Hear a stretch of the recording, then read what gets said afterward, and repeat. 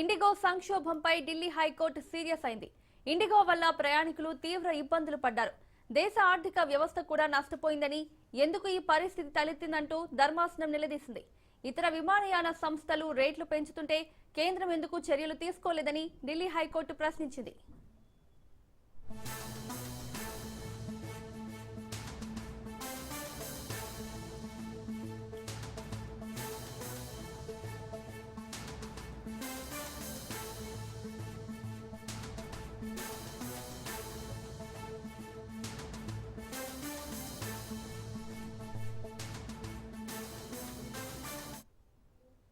IndiGo సంక్షోభంపై Delhi high court serious అయింది. IndiGo వల్ల ప్రయాణికులు తీవ్ర ఇబ్బందులు పడ్డారు. దేశ ఆర్థిక వ్యవస్థ కూడా నష్టపోయిందని, ఎందుకు ఈ పరిస్థితి తలెత్తిందంటూ ధర్మాసనం నిలదీసింది.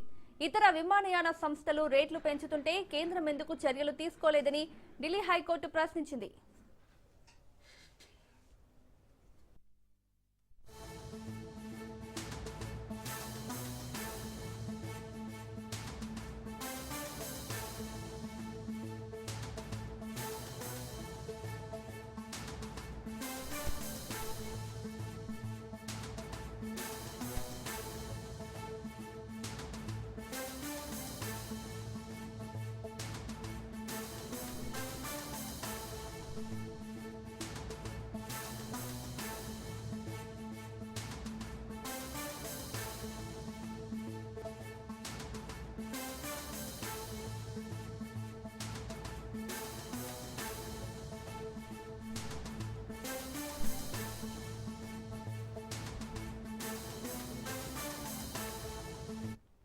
నిజామాబాద్ జిల్లా బోధన్లో మొదటి విడత పంచాయతీ పోరుకు సర్వం సిద్ధమైంది.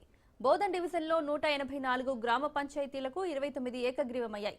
మిగిలిన 155 సర్పంచ్ స్థానాలకు 519 మంది అభ్యర్థులు పోటీలో ఉన్నారు. 1642 వార్డు స్థానాలకు గాను 580 వార్డులు ఏకగ్రీవమయ్యాయి. 5 వార్డులు తిరస్కరించబడ్డాయి. మిగిలిన 1062 వార్డులకు 2734 మంది పోటీలో ఉన్నారు. ఓటర్లకు ఎలాంటి ఇబ్బంది లేకుండా పకడ్బందీ ఏర్పాట్లు చేస్తున్నామని చెబుతున్న ఎన్నికల అధికారితో మా ప్రతినిధి నవీన్ ఫేస్ టు ఫేస్. పంచాయతీ ఎన్నికల ప్రచారం ముగిసింది. నిన్నటితో ప్రచారం ఎన్నికల ముగియడంతో కూడా రేపు మున్సిపల్ ఎన్నికలకు సంబంధించి కూడా పూర్తిగా ఇటు పంచాయతీ సర్పంచ్ ఎన్నికలకు సంబంధించి కూడా అన్ని ఏర్పాట్లు కూడా చేశారు. మొత్తం నిజామాబాద్ జిల్లాకు సంబంధించి మొదటి విడతలో బోధన్ డివిజన్లో ఇటు రేపు ఎన్నికలకు సంబంధించి కూడా పోలింగ్ కొనసాగుతుంది. దీనికి సంబంధించి కూడా మొత్తం చూసుకున్నట్లయితే ఇటు నిజామాబాద్ బోధన్ డివిజన్ సంబంధించి నవిపేట మండలంలో కలుపుకొని మొత్తం 184 జీపీ గ్రామ పంచాయతీలు ఉండగా 29 సర్పంచ్ స్థానాలు కూడా ఏకగ్రీవమయ్యాయి. 155 సర్పంచ్ స్థానాలకు 519 మంది అభ్యర్థులు పోటీలో ఉన్నారు. మొత్తం 1642 మంది వార్డు స్థానాలకు గాను 575 వార్డులు ఏకగ్రీవం కాగా 5 వార్డులు నామినేషన్లు అధికారులు తిరస్కరించారు. దీంతో మిగిలిన 1062 స్థానాలకు గాను 2734 మంది బరిలో నిలిచారు. అయితే ఇందుకు గాను మొత్తం రేపు పోలింగ్ సంబంధించి కూడా అన్ని ఏర్పాట్లు కూడా అధికారులు చేస్తున్నారు. ప్రతి మండల కేంద్రంలో ఏ మండలం కామందరాలు నిన్ననే బ్యాలెట్ పత్రాలతో పాటు బాక్సులు కూడా తరలించారు. మండలం ఇప్పుడు ప్రజెంట్ చూసుకున్నట్లయితే నిజామాబాద్ జిల్లా బోధన్ డివిజన్ సంబంధించి మోసరా మండలం వద్ద ఉన్నాము. ఇక్కడ పూర్తిగా ఇటు అధికారులు ఎన్నికల అధికారులు కూడా ఇటు అభ్యర్థులు రేపటి సంబంధించి కూడా సామాన్లను ఇటు మొత్తం పూర్తి బ్యాలెట్ పత్రాలతో పాటు బాక్సులను పోలింగ్ బాక్సులను కూడా తరలించే పనిలో ఉన్నారు. మొత్తం ఇందుకు వివోలు 1744 మంది ఉండగా ఓపీఏలు 2350 మంది ఎన్నికల అధికారులు కూడా విధులు నిర్వహించున్నారు. దీనికి సంబంధించి భారీ బందోబస్తు కూడా ఇప్పటికే పోలీసులు ఏర్పాటు చేశారు. మొత్తం బందోబస్తు చూసుకున్నట్లయితే మొదటి విడతలో 1384 మంది పోలీసులు విధులు నిర్వహించున్నారు. సిపి సాయి చైతన్య కూడా చెప్పారు. మొత్తం 163 బిఎస్ఎన్ఎల్ సెక్షన్ అమల్లోకి ఉంటుందని కూడా తెలిపారు. మొత్తం 5 లేదా 6 కంటే ఎక్కువ మంది అభ్యర్థులు గుమిగూడి ఉంటే కూడా ఉండకూడదని కూడా చెప్పిన పరిస్థితి మాత్రం ఉందని చెప్తూ ఎన్నికలు దృష్టిలో పెట్టుకొని మొత్తం 31 సమస్య ప్రాంతాల కేంద్రాలను కూడా గుర్తించారు. ఆ చోట్ల కూడా ఉదయం 6 గంటల నుండి ఓట్ల లెక్కింపు పూర్తయ్యే వరకు కూడా వెబ్ కాస్టింగ్ నిఘా కూడా ఏర్పాటు చేశారు. కేంద్రంలో అన్ని ఏం జరుగుతుందో కూడా కలెక్టర్ కార్యాలయంలో ప్రత్యేక సిబ్బంది ఎన్నికల సంఘం అధికారులు పరిశీలించనున్నారు. ఉందని చెప్పి దీనిపై మాత్రం మాట్లాడడానికి ఎన్నికల అధికారులు తెలుసుకునే ప్రయత్నం చేద్దాం. సార్ చెప్పండి, రేపు ఎన్నికలకు సంబంధించి సంబంధించి ఎలాంటి ప్రశ్న చెప్పట్లేదు? దీనికి సంబంధించి మాకు 153 మంది పోలింగ్ అండ్ ఓపీఓ పిఓలు అపాయింట్ అయ్యి జరిగింది.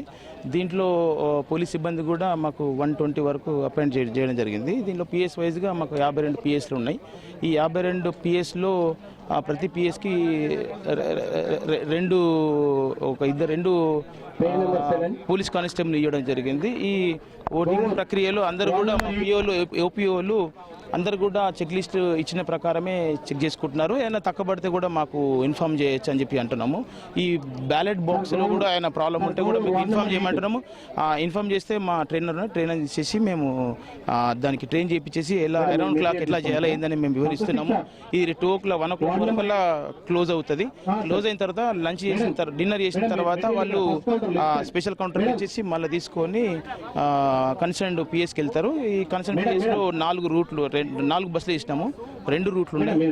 ఒక బస్సు గోవూరు, ఒక బస్సు మోస్రా, ఒక బస్సు దుబ్బతాండ, ఇంకో బస్సు మాత్రం తిమ్మాపూరు చింతకుంట వెళ్తుంది. దీంట్లో వెళ్ళిన తర్వాత 2 o'clock నుంచి 5 తర్వాత వాళ్ళ కార్యక్రమాలు పోలీస్ స్టేషన్ చేయడం జరుగుతుంది. ఏజెంట్లకు కానీ ఇంకా ఇతరులకు ఏమైనా పాస్ ఇవ్వడం కానీ వాళ్ళ సిబ్బందికి పాస్ ఇవ్వడం జరుగుతుంది. ఈ ఓటర్ కార్యక్రమంలో ఖచ్చితంగా ముఖ్య గమనిక ఏంటంటే మాకు మోస్ట్ మండలంలో ఉన్న ఓటర్లందరికీ ముఖ్య గమనిక స్వచ్ఛందంగా ఓటును వినియోగించుకొని ప్రలోభాలకు గురి కాకుండా స్వచ్ఛందంగా వినియోగించుకోవాలని చెప్పేసి తెలియజేస్తున్నాం. మీ ఏరియాలో ఏదైనా సంస్కృత ప్రాంతాలు ఏమైనా గుర్తించారు? దానికి వాటి పరంగా ఎలాంటి చర్యలు పడుతున్నారు? సమస్యాత్మక ప్రాంతాలు అంటూ ఏమి లేవు మా మోస్రా మండలంలో. ఓన్లీ మోస్రాలో మోస్రా విలేజ్ గారు 14 వార్డులను సంబంధించిన ఒక 2 అబ్జర్వర్లు మైక్రో అబ్జర్వర్ పెట్టినాము.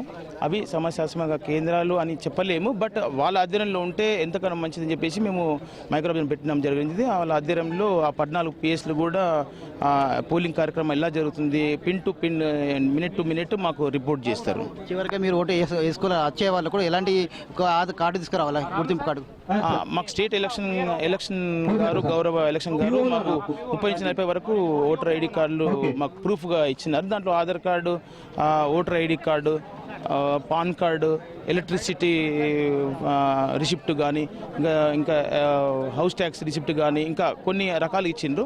ఒకవేళ ఓటర్లకు ఏమైనా ఇబ్బంది అయ్యి అలవ్ చేయకుంటే మాత్రము గుర్తింపు లేకుండా పోతే మాత్రం మాకు కన్సర్న్ ఎంఆర్ఓకు సంప్రదిస్తే మేము సర్టిఫై చేసేసి మా విఆర్ఓతోని బిఎల్ఓతోని సర్టిఫై చేయించేసి మేము వాళ్ళకి అలవ్ చేస్తామని తెలియజేస్తున్నాం. Thank you. రేపు మొదటి విడత బోధన డివిజన్ సంబంధించి కూడా ఇప్పటికే అన్ని ఏర్పాట్లు కూడా పూర్తి చేయాలని చెప్తున్నారు. ముఖ్యంగా ఇటు ఏదైతే సంస్కృత ప్రాంతాలు లేకున్నప్పటికీ కూడా ఖచ్చితంగా నిఘా మాత్రం ఉంటుందని చెప్తున్నారు. అయితే ఓటు వేసుకునే వాళ్ళు మాత్రం సంబంధిత ఆధార్ కార్డు కావచ్చు, ఓటర్ ఐడి కావచ్చు, సంబంధిత ప్రభుత్వం ఇచ్చినటువంటి ఏదంటే కార్డు గుర్తింపు కార్డు తీసుకొస్తే ఖచ్చితంగా తాము అనిపిస్తామని చెప్పి కూడా ఎన్నికల అధికారులు చెప్తున్న పరిస్థితి ఉందని చెప్పొచ్చు. Cameraman Naveen, Raj news, Nizamabad. Welcome back. Khammam జిల్లాలో మొదటి విడతలో 7 మండలాల్లో పంచాయతీ ఎన్నికలు రేపు జరగనున్నాయి. అన్ని ఏర్పాట్లు చేసినట్లు జిల్లా కలెక్టర్ అనుదీప్ దోరిశెట్టి తెలిపారు. ఈ సందర్భంగా రఘునాథపాలెం మండలంలో బ్యాలెట్ బాక్సుల డిస్ట్రిబ్యూషన్ కేంద్రాన్ని కలెక్టర్ సందర్శించారు. ఏర్పాట్లన్నీ సజావుగా జరుగుతున్నాయని ఎన్నికల సిబ్బందిని అడిగి తెలుసుకున్నారు. ఎన్నికల వేళ ఎలాంటి అవాంఛనీయ ఘటనలు జరగకుండా పటిష్ట బందోబస్తు ఏర్పాటు చేసినట్లు తెలిపారు. మొదటి విడతలో 172 పంచాయతీలకు 1582 వార్డులకు ఎన్నికలు నిర్వహిస్తున్నట్లు తెలిపారు. ఈ ఎన్నికల్లో 4220 మంది సిబ్బంది పాల్గొంటున్నారన్నారు కలెక్టర్.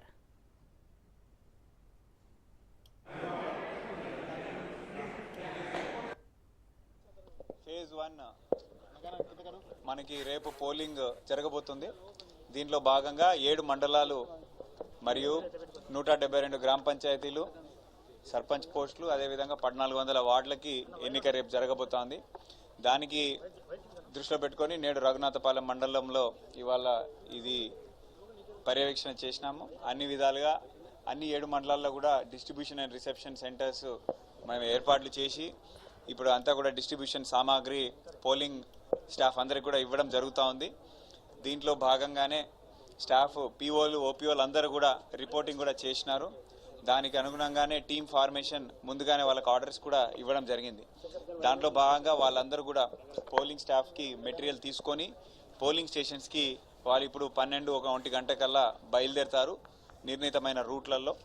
దాని ద్వారా ఇవాళ సాయంత్రం కల్లా అన్ని పోలింగ్ స్టేషన్లలో కూడా మన సిబ్బంది పోలింగ్ సామాగ్రితోని ఇవాళ వాళ్ళు వెళ్ళడం జరుగుతుంది.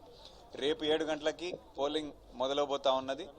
సో దానికి అనుగుణంగానే అన్ని మెటీరియల్స్ కూడా సిద్ధం చేసుకొని ఉన్నాము. పబ్లిక్కి కూడా విజ్ఞప్తి, అందరూ కూడా వచ్చి ఓటు వేయాల్సిందిగా విజ్ఞప్తి చేస్తున్నాము. ఎటువంటి ప్రలోభాలకి కానీ భయభ్రాంతులకి కాకుండా స్వేచ్ఛగా వారి యొక్క ఓటు హక్కు వినియోగించుకోవాల్సిందిగా ప్రజలందరికీ కూడా విజ్ఞప్తి చేస్తూ ఉన్నాము. అదేవిధంగా మనకి పోలింగ్ సిబ్బందికి కూడా అన్ని ఏర్పాట్లు కూడా మనం చేసినాము.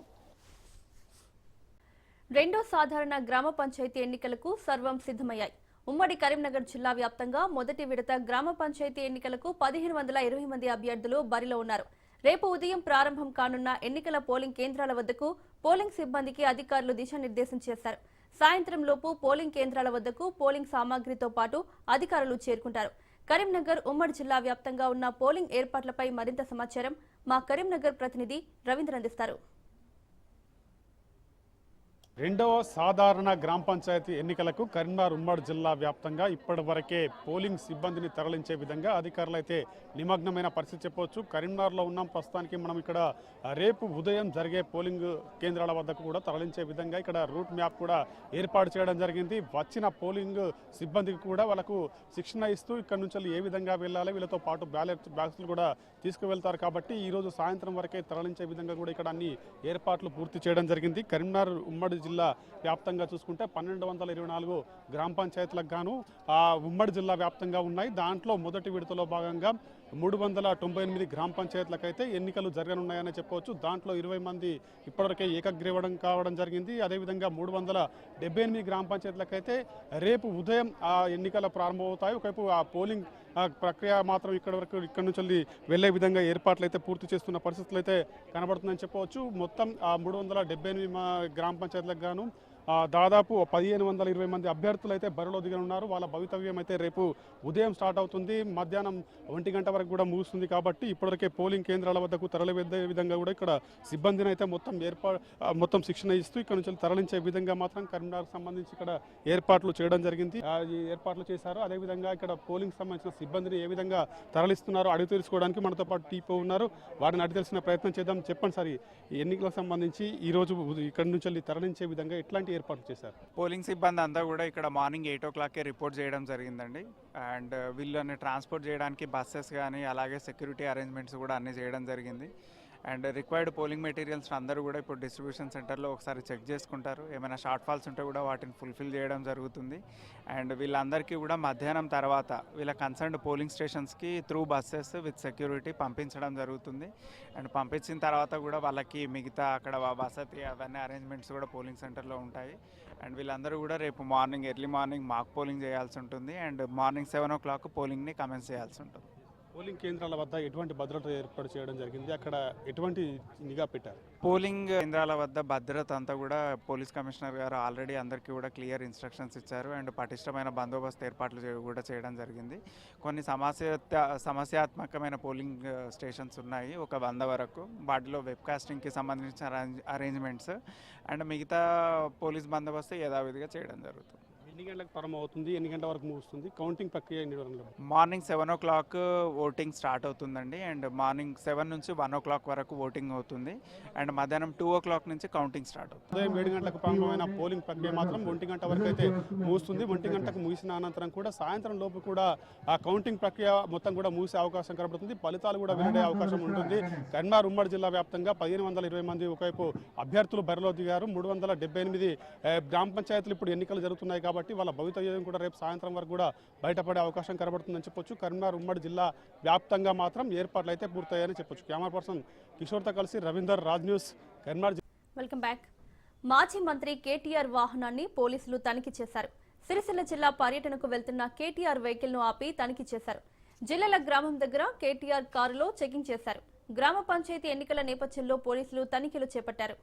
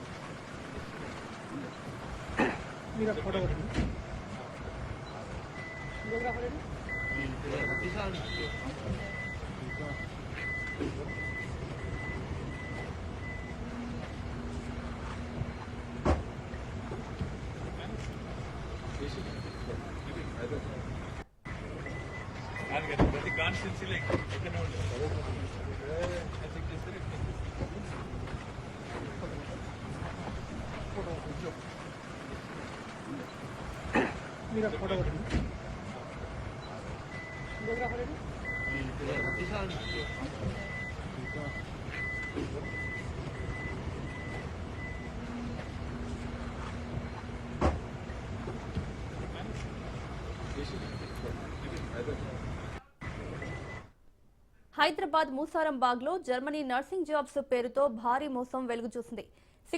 శిక్షణ ఇచ్చి విదేశాలకు పంపిస్తామని చెప్పి ₹1,00,00,000 వసూలు చేసింది ఓ వీసా కన్సల్టెన్సీ. జర్మనీ భాష, వీసా, వసతి, ఉద్యోగం కల్పిస్తామని చెప్పి 50 మందికి పైగా యువత వద్ద కన్సల్టెన్సీ డబ్బులు గుంజింది.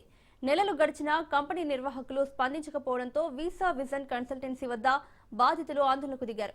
లక్షలు దండుకున్న నిర్వాహకులు రఘువీరారెడ్డి, సీతలపై మలక్పేట పోలీసులకు ఫిర్యాదు చేశారు బాధితులు. తాము చెల్లించిన ఫీజులు తిరిగి ఇవ్వాలని బాధిత యువత కోరుతున్నారు.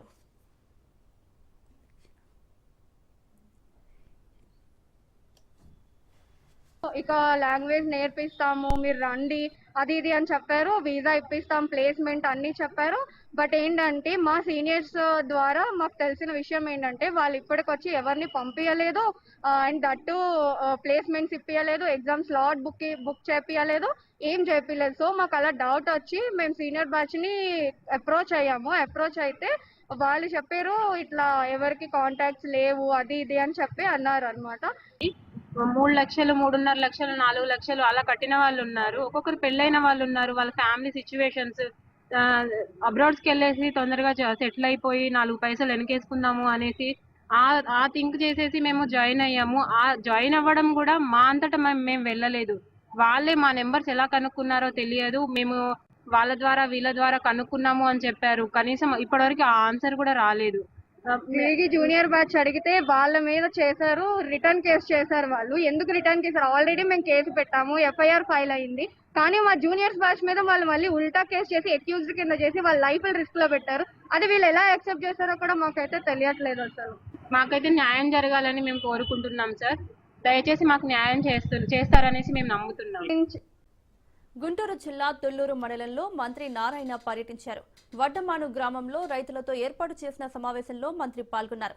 వడ్డమాను గ్రామంలో 2వ విడత ల్యాండ్ పూలింగ్ కు రైతుల అంగీకారం తెలిపారు. అయితే కౌలు ప్యాకేజీ పెంచాలని మంత్రికి విజ్ఞప్తి చేశారు రైతులు. రైతులతో సమావేశం అనంతరం మంత్రి మాట్లాడారు. 7 గ్రామాల్లో 16,000 పైచిలుకు భూమి అవసరం ఉందని మంత్రి తెలిపారు. 2014-19లో రాజధాని రైతుల సలహాలతో పాలసీ నిర్ణయించామని రైతులతో మాట్లాడి వారి నిర్ణయాల ప్రకారం ముందుకు వెళ్తామన్నారు. ప్రభుత్వం మారటం వల్ల గత ప్రభుత్వం కేసుల వల్ల జాప్యం జరిగిందని, తమ పరిధిలో చేయగలిగిన సమస్యలను పరిష్కరిస్తామని స్పష్టం చేశారు.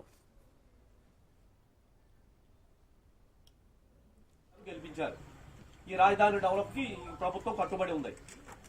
ఇప్పుడు అక్కడే పూర్తి కాలేదు డెవలపింగ్ అనేది. చాలా రకాలుగా మనం నష్టపోయాం.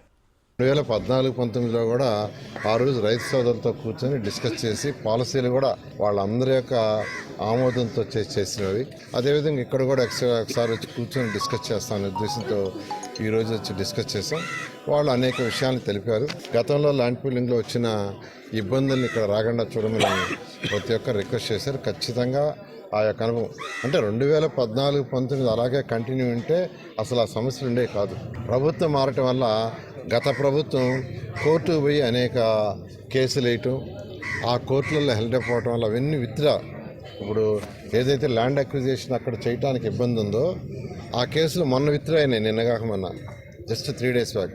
ఆ విధంగా ఇవన్నీ విత్డ్రా చేసుకుంటూ 1 by 1 చేసుకుంటూ వస్తున్నాం. కాబట్టి అక్కడ వచ్చిన సమస్యలు ఏదైనా ఉంటే రైతులకి అవి రాకుండా ఇక్కడ చూసుకోవటం కోసమే ఇప్పుడు గ్రామంలో వచ్చి యాక్చువల్గా వీళ్ళందరితో మాట్లాడారు. వీళ్ళందరూ కొన్ని విషయాలు చెప్పారు. వీటిలో కొన్ని మా లెవెల్లో చేయగలిగినవి ఇమీడియట్గా చేస్తానని చెప్పాను. కొన్ని ముఖ్యమంత్రి గారితో మాట్లాడాలి.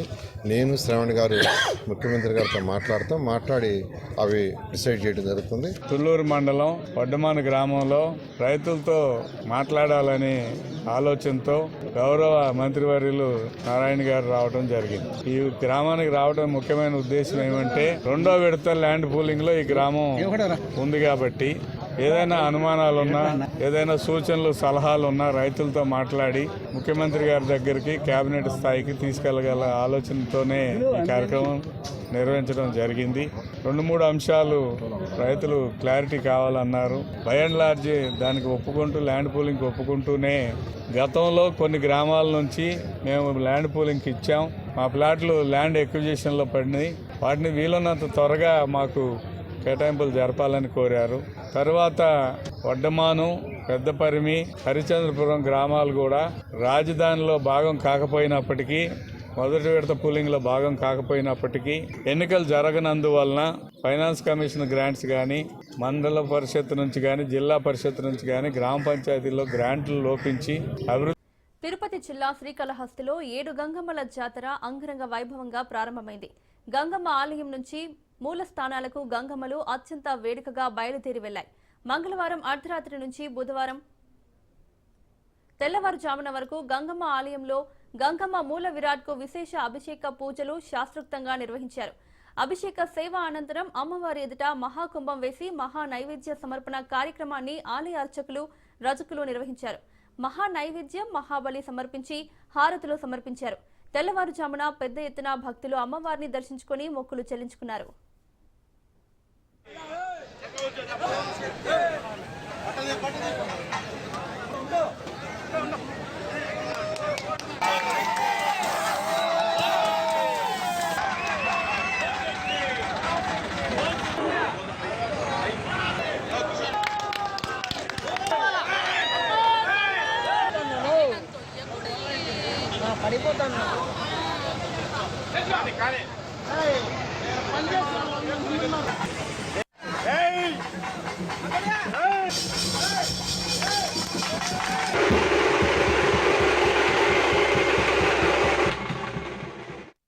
ప్రకాశం జిల్లా ఎర్రగొండపాలెం వైసీపీ కార్యాలయంలో నిర్వహించిన కోటి సంతకాల సేకరణ విజయవంతమైందని ఎమ్మెల్యే తాటిపర్తి చంద్రశేఖర్ తెలిపారు.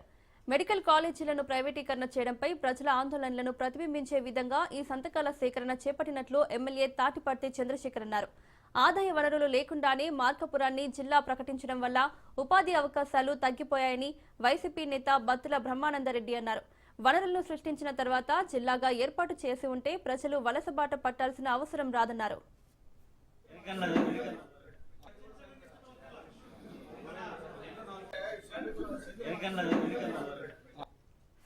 ఉన్నటువంటి మెడికల్ హాస్పిటల్ని, గవర్నమెంట్ హాస్పిటల్ని ప్రైవేట్ పరం చేసి వ్యాపారం చేసుకోవాలనుకుంటున్నారు. ఈ దుర్మార్గాల్ని తీవ్రంగా ఖండిస్తూ మీరు ఇచ్చినటువంటి కోటి సంతకాల సహకారానికి హృదయపూర్వకంగా అభినందనలు తెలియపరుస్తూ 60,700 కోటి సంతకాల కార్యక్రమంలో ఆన్లైన్ చేయడం జరిగింది. ఇప్పటికి వచ్చినటువంటిది 60,700. రేపు వీటన్నింటినీ కూడా ఒక వెహికల్ లో పెట్టి జిల్లా హెడ్ క్వార్టర్స్ పంపించాలి. వారితో పాటుగా ఈ నాయకులతో 151 ఇప్పటికి ఆన్లైన్ లో వచ్చినాయి. అంటే ఎక్కడ ఊరక వేగ్గా చెప్పడం కాదు, గౌరవ పాత్రికేయులు. కొంత క్రితంలో 60,700 మనం వచ్చినటువంటి మళ్ళీ ఈ గంట 200 పెరిగింది. ఈ విధంగా యాడ్ అవుతూ వస్తుంది. కాబట్టి మరొకసారి ఈ నియోజకవర్గ ప్రజల యొక్క చైతన్యానికి, ప్రజల హక్కుల కోసం పోరాటం చేస్తున్నటువంటి గౌరవనీయులు గౌరవ శాసనసభ్యులు తాటిపర్తి చంద్రశేఖర్ గారికి హృదయపూర్వకమైనటువంటి అభినందనలు తెలియజేస్తున్నారు. మెడికల్ కాలేజీలు కానీ ప్రైవేటీకరిస్తే ఇండిగోకి పట్టినటువంటి గతే మనకు పడుతుంది. వాడి ఇష్టం వస్తే చేర్చుకుంటాడు, వాడి ఇష్టం వస్తే ప్రైవేట్ వాడు మనకు బెడ్ ఇస్తాడు, లేకపోతే బెడ్లు అయిపోయినాయి అని బ్లాక్ లో అమ్ముకుంటాడు. ఏం చేయగలుగుతాం మనం? బాగలేనటువంటి ఒక వ్యక్తి మన రాకన్నా రాగలుగుతున్నాడా? అట్లాంటిది ఏంటి సీఎం కి కంప్లైంట్ చేయగలుగుతాడా? మెడికల్ కాలేజ్ అనేది మనకు అత్యంత ముఖ్యమైనది. ఈ విషయంలో ఎంత పెద్ద ఎత్తున ఈ సంతకాల సేకరణకు ముందుకు వచ్చారో ప్రజలు, వీళ్ళంతా రోడ్డు మీదకి వస్తే ఎట్లుంటుంది? తడిసిపోదు ప్రభుత్వాన్ని. అంత దూరం తెచ్చుకోకుండా మరీ ముఖ్యంగా మార్కాపురానికి అయితే అనేక సందర్భాల్లో మాట్లాడారు. చిన్న యాక్సిడెంట్ జరిగితే ఆ బ్లడ్ పోయి, బ్లడ్ బ్యాంక్ లేక ఇక్కడ బ్లడ్ పోయి నర్సరావుపేటకి వెళ్ళేటప్పటికి చనిపోయారు అనేక మంది. సో ఇలాంటి వెనకబడి ఆర్థికంగా చాలా ఇబ్బందుల్లో ఉన్నటువంటి కుటుంబాలకి ఖచ్చితంగా వైద్యం ఉచితంగా అందాలి. ఇది వైఎస్ఆర్సీపీ జగనన్న గారి ఆధ్వర్యంలో మేము చేసినటువంటి ఈ కోటి సంతకాల ద్వారా ప్రజలు వాళ్ళ యొక్క ఆలోచనని, వాళ్ళ ఇష్టాన్ని